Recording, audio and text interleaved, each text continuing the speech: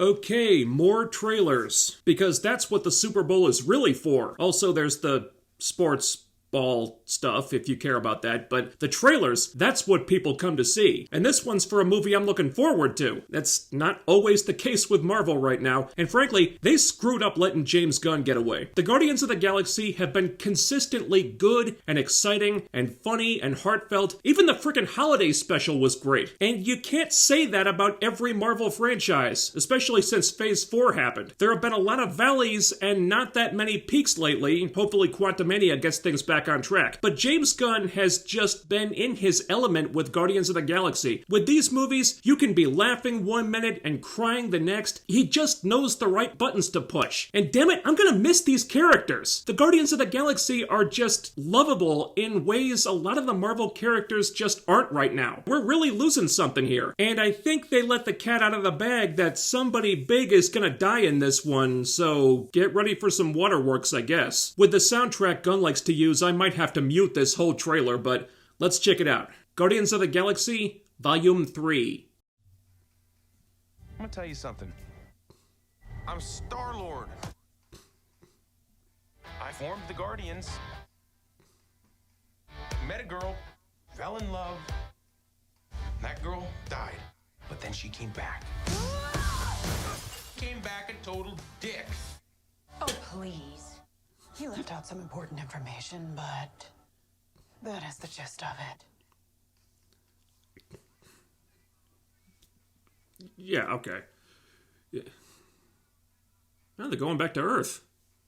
My sacred mission is to create the perfect society. He didn't want to make things perfect. Oh, God! Things the way they are. Oh, eye stuff. Oh, that's cringe.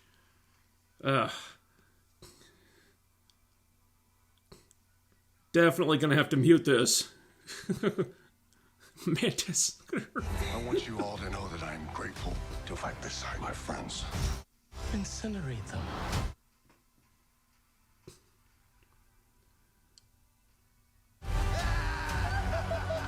Yeah, f*** you, Warlock. Get him, Groot. We were always searching for a family until we found each other. Are you ready for one last ride? This is gonna be an emotional roller coaster, I can tell. We'll all fly away together. Into the forever and beautiful sky. Oh, shit.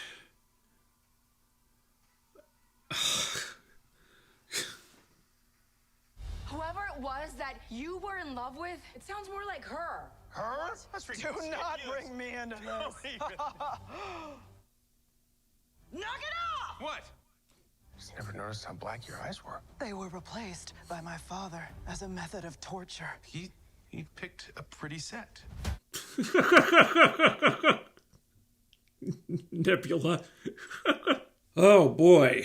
A lot of emotions here. I mean, are She-Hulk or Captain Marvel gonna make you teary-eyed just by saying they're grateful to be fighting alongside their friends? Hell no. They never even say something like that, because there's nothing genuine about them. Those characters were created to serve an agenda. The Guardians were created to be a found family who have lots of fun, wacky adventures that give you a good time, help you forget about your problems, and make you feel something along the way too. Mission accomplished. So, let's talk about who dies. You can't really tell from this. If it were DC, they'd probably give it away in the trailer, but Marvel are really good about keeping that stuff under wraps. They do tease several different characters, though. Groot and Gamora, they've died before, so killing them, that'd be redundant. We can take them off the table. Mantis is probably safe. I don't think the story is there for her. She does have some extra emotional pathos and importance after the holiday special, so she'd be an effective sympathy kill, but the movie doesn't really look like it's about her, or her and Quill's newfound connection, so I doubt it's her. Then we've got this. Everyone looks sad, Quill's not there, trailer, his sister is front and center, so we're focusing on her reaction. Here, Quill is in some kind of medical operating place doing something that looks super painful. Rocket's not in the other shot either, so maybe Quill tries to save Rocket and one of them doesn't make it, but I don't think they'd put this shot in the trailer if Quill was dying. That, I'm pretty sure, is misdirection. But look here. Look how they cropped the image to have Rocket in the center while Quill's lifeless body is off to the side, so our eyes are drawn to Rocket, not Quill.